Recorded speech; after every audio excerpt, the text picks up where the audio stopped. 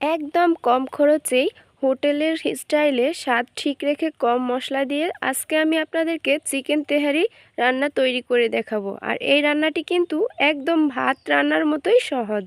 আসসালামু আলাইকুম everyone, welcome back to my kitchen. কেমন আছেন সবাই? আশা করি আল্লাহর রহমতে অনেক ভালো আছেন। এই বৃষ্টির দিনে কিভাবে আপনারা গোটা মশলা দিয়ে একদম অল্প উপকরণে চিকেন তেহারি রান্না করবেন তারই একটি রেসিপি আপনাদের সামনে নিয়ে হাজির হয়েছি। আর এই রান্নাটি কিন্তু একদম সহজভাবেই আপনাদের সামনে উপস্থাপন করব, কোনো রকম ঝামেলা ছাড়া। তো কথা না বাড়িয়ে চলে যাচ্ছি মূল রেসিপিতে। তো প্রথমেই আমি এখানে 400 গ্রাম চিকেন নিয়েছি, আর এটা কিন্তু একদম হাড় সহ আমি চিকেনটা নিয়েছি। এখন কিছু মশলা অ্যাড করে দিচ্ছি, এটা আমি ম্যারিনেশন করে নিব। তো আদার পেস্ট ব্যবহার করলাম এখানে 1.5 চা চামচ, রসুনের পেস্ট ব্যবহার করলাম এখানে 2 চা চামচ। দেখতে পাচ্ছেন আমি একদম পুরো করে নেইনি। তো জিরা ধনিয়ার গুঁড়া দিয়েছি 1 চা চামচ, কালো গোলমরিচের গুঁড়া দিয়েছি 1/2 চা চামচ, তবে আপনারা চাইলে এখানে সাদা গোলমরিচটাও ইউজ করতে পারেন। গরম মশলা দিয়েছি 1/2 চা চামচ, লবণ ইউজ করছি 1/2 চা চামচ, আর এখানে মরিচ গুঁড়া ব্যবহার করেছি 1/2 চা চামচ। আর লেবুর রস এখানে আমি একটা লেবুর অর্ধেক রস নিয়েছি, আপনারা দেখতে পাচ্ছেন এখানে মোটামুটি 4 চা চামচ লেবুর রস হবে।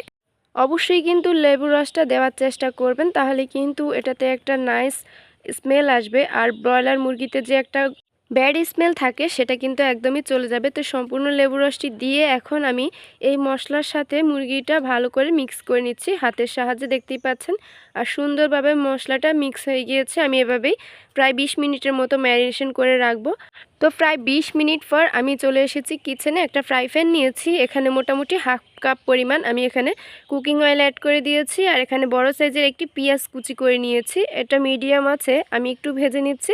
এটা কালার করতে হবে না, জাস্ট পিঙ্কিশ একটা কালার চলে আসছে। এখন আমি এখানে কিছু গোটা গরম মশলা দিয়ে দিচ্ছি।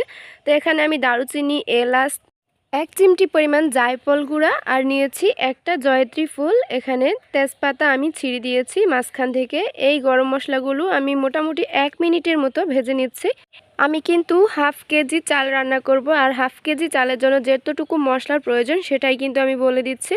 আর এখন আমি 1 মিনিট ভেজে নেওয়ার পর নাইস একটা স্মেল বের হয়েছে। এখন আমি যে মশলার সাথে মাংসটা ম্যারিনেশন করে রেখেছিলাম সেটা আমি অ্যাড করে দিচ্ছি। আর এই তেলের মাঝে আমি 3 থেকে 4 মিনিটের মতো নেড়ে ছেড়ে ভালো করে ভেজে নিচ্ছি, তাহলে কিন্তু মশলার সাথে যে মাংসটা আছে সেটা কিন্তু সেট হয়ে যাবে আর এটা খেতেও ভালো লাগবে। এখানে আর কোনো রকম মশলার প্রয়োজন নেই, মোটামুটি মশলার পর্বটা একদম শেষ হয়ে গিয়েছে। তো আমি 2 মিনিটের মতো ভেজে নেওয়ার পর এখন আমি দিয়ে দিচ্ছি কতগুলো কিউব করে রাখা আলু। তো আমরা মাংসের মাঝে যেই রকম আলু দেই, যেভাবে কেটে নিয়েছি আমি কিন্তু ওইভাবেই দিয়েছি। তো এইভাবে দিলে হয় কি, এটা দ্রুত সেদ্ধ হয়ে যাবে। আপনারা চাইলে এটা গোটাও ইউজ করতে পারেন, কোনো ব্যাপার না। তো আমি একটু নেড়ে ছেড়ে ঢেকে দিচ্ছি প্রায় 5 মিনিটের জন্য।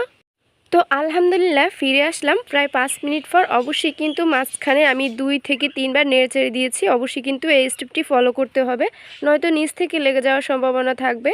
আর এই অবস্থায় কিন্তু চুলার আঁচটা মিডিয়াম আঁচেই থাকবে। এখন দেখতে পাচ্ছেন এটাতে একদম সুন্দরভাবে একটা কালার চলে এসেছে মাংসে। তো আবারও আমি নেড়ে ছেড়ে ঢেকে দিচ্ছি। এইভাবেই কিন্তু 2 থেকে 3 বার নেড়ে ছেড়ে ঢেকে দিতে হবে। খেয়াল করেছেন নিশ্চয়ই, এই রান্নাটি করতে কিন্তু খুব একটা মশলা ইউজ করি নাই। আমাদের হাতের কাছে রান্নাঘরে থাকা যে মশলাগুলো আছে আমরা কিন্তু সেগুলোই ইউজ করেছি। আর এই রান্নাটি কিন্তু একদম সহজভাবে তৈরি করে ফেলতে পারবেন। তো এই মাংস আর আলুটা সেদ্ধ হওয়ার জন্য আমি যে বাটিতে ম্যারিনেশন করে রেখেছিলাম সেটা ধুয়ে আমি এখানে মোটামুটি 1/2 কাপ পরিমাণ পানি হবে ইউজ করেছি। তো আবারও ঢেকে দিচ্ছি। আর যেহেতু এটা চিকেন ব্রয়লার, তো সেটা কিন্তু সেদ্ধ হতে খুব একটা সময় লাগে না। তো এই 1/2 কাপ পানিতেই কিন্তু এটা সেদ্ধ হয়ে যাবে। তো ফিরে আসলাম প্রায় আমি 4 মিনিট পর। আর এখন দেখতে পাচ্ছেন যে পানিটুকু দিয়েছিলাম সেটা কিন্তু একদম সুফ করে নিয়েছে আর এটা সেদ্ধ হয়ে গিয়েছে, তেলটা কিন্তু ছেড়ে দিয়েছে। এখন আমি অ্যাড করে দিচ্ছি চিনি গুঁড়া চাল নিয়েছি এখানে। আপনারা চাইলে এখানে অন্য যে কোনো চাল ইউজ করতে পারেন, তবে রান্নার পদ্ধতিটা কিন্তু একই থাকবে। এখন দেখতে পাচ্ছেন আমি 1/2 কেজি চাল নিয়েছি, এটা আমি ধুয়ে আগেই পানি ঝরিয়ে রেখেছিলাম। মোটামুটি 5 মিনিট আগে ধুয়েছি। এর আগে ধুইলে কিন্তু চালগুলো ভেঙে যাওয়ার সম্ভাবনা থাকবে। তো অবশ্যই কিন্তু এই স্টেপগুলো ফলো করার চেষ্টা করবেন। আর এইভাবেই কিন্তু আমি 3 থেকে 4 মিনিটের মতো এই মাংস আর তেলের মাঝে ভেজে নিতে হবে। চালটা যখনই দেখবেন একটা লালচে কালার চলে আসবে তখন বুঝতে হবে চালটা ভাজা হয়ে গিয়েছে। আমি কিন্তু মোটামুটি 4 মিনিটের মতো চালটা এই তেলের মাঝে ভেজে নিয়েছি।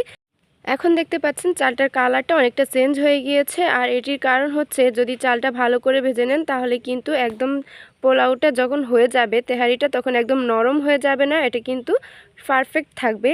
এই স্টেপগুলো কিন্তু অবশ্যই ফলো করার চেষ্টা করবেন। এখানে আমি গরম পানি অ্যাড করে দিয়েছি। হাফ কেজি চালের জন্য কিন্তু এখানে আমি 1 লিটারের উপরে পানি নিয়েছি।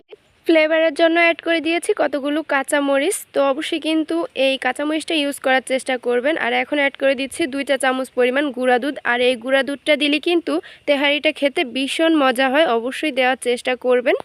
এখানে আপনাদের জন্য ছোট্ট একটি টিপস, আপনারা যদি 4 কাপ চাল নেন অবশ্যই 8 কাপ পানি ইউজ করবেন, তাহলে কিন্তু আপনার রাইসটা একদম পারফেক্ট থাকবে। তো আমি ফিরে আসলাম প্রায় 5 মিনিট পর। এখন দেখতে পাচ্ছেন চালটা একদম সুফ করে নিয়েছে পানিগুলো, আর এটা একদম অনেকটাই ফুলে গিয়েছে। আমার এই পাতিলে কিন্তু একদম সমান সমান হয়ে যাচ্ছে, আমি নাড়তে পারছিলাম না এমন অবস্থা। আর এখন আমি দিয়ে দিচ্ছি কেওড়া জল 1 চা চামচ পরিমাণ হবে। আর এখানে আমি গোলাপ জল ইউজ করছি 1 চা চামচ। এখানে ঘি ইউজ করছি আমি হাফ চা চামচ। অবশ্যই এগুলো দেওয়ার চেষ্টা করবেন, আর হাতের কাছে না থাকলে এটি স্কিপ করতে পারেন, তবে দিলে একটা নাইস ফ্লেভার আসে।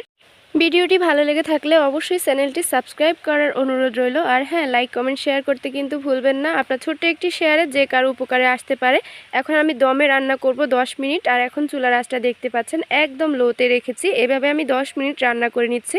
আর এটা আমি মাঝখানে একবার উল্টে দিয়েছি। 10 মিনিট দমে রান্না করার পরও কিন্তু আমি আরও 5 মিনিটের মতো এভাবেই রেখে দিয়েছিলাম। আর এখন আমার রাইসটা দেখতে পাচ্ছেন একদম ঝরঝরে পারফেক্ট আছে, একদম নরম হয়ে যায়নি কিংবা একদম শক্ত থেকে যায়নি। আমি একটু সার্ভ করে আপনাদেরকে দেখিয়ে দিচ্ছি। আর এটা কিন্তু গরম গরম সার্ভ করার চেষ্টা করবেন, তাহলে খেতে অনেক মজা হয়। যদিও কম মশলায় এই রান্নাটি করে থাকি, খেতে কিন্তু একদম ফার্স্ট ক্লাস হয়েছিল। এই বৃষ্টির দিনে মশলার ঝামেলা এড়াতেই কিন্তু এই রান্নাটি খুব সিম্পলভাবে আপনাদের সাথে শেয়ার করলাম। অবশ্যই বাসায় ট্রাই করার চেষ্টা করবেন, তাহলে বুঝতে পারবেন এই রান্নাটি কত পারফেক্ট হয়েছে। আর এখন সামান্য কিছু সালাদ দিয়ে আমি এটি পরিবেশন করে দিলাম। আর মাংসটাও কিন্তু একদম পারফেক্টলি ভাবে সেদ্ধ হয়ে গিয়েছে। আমি একটু দেখিয়ে দিচ্ছি, দেখতে পাচ্ছেন একদম সফটভাবে সেদ্ধ হয়েছে। তো আজকের মতো এখানেই বিদায় নিচ্ছি। আল্লাহ হাফেজ।